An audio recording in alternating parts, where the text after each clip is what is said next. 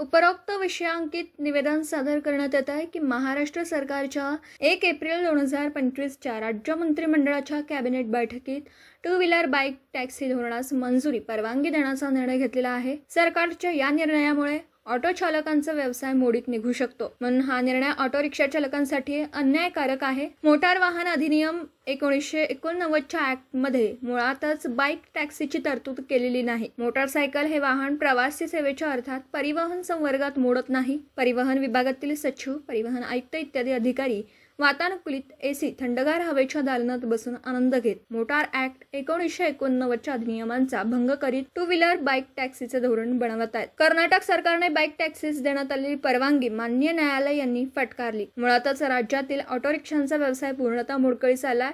त्याचं कारण म्हणजे शासनाच्या मागील त्याला ऑटो रिक्षाचे परमिट वाटप धोरण, शासनाच्या छत्रछायेखाली बिनधास्त चालत असलेल्या विना परमिट अवैध इत्यादी रिक्षांसारखे प्रवास वाहतूक, महिलांना एसटी बसमध्ये 50% सवलत, त्यामुळे ऑटो रिक्षा चालकांना रोजगार मिळणं कठीण झालं। त्यातच शासनाने टू व्हीलर टॅक्सी सेवेला मान्यता देणं ऑटो चालकांचा व्यवसाय पूर्ण संपवण्याचा सरकारचा मानस आहे। एकीकडे ऑटो रिक्षाला मोटार व्हेकल ऍक्टचे सर्व नियम कायदे आहेत।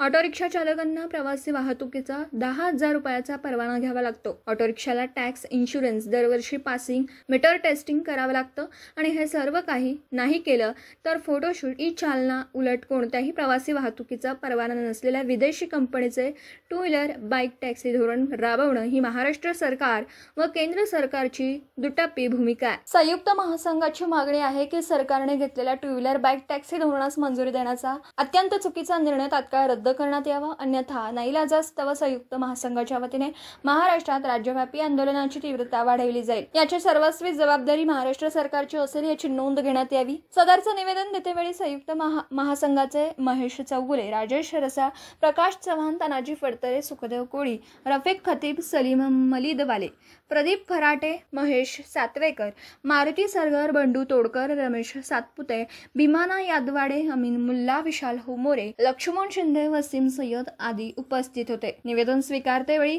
आरटीओ अधिकारी मान्य अक्षय गालिंदे साहेब यांनी आपल्या मागण्या मान्य परिवहन आयुक्त साहेब यांच्यापर्यंत पोहोचवून त्याचा पाठपुरावा करेन व आपल्याला न्याय मिळवून देण्यास सहकार्य करीन अशी ग्वाही त्यांनी रिक्षा चालकांना दिली। दिवसभरातील घडामोडींचा आढावा घेण्यासाठी पाहत रहा N24 मराठी न्यूज चॅनल।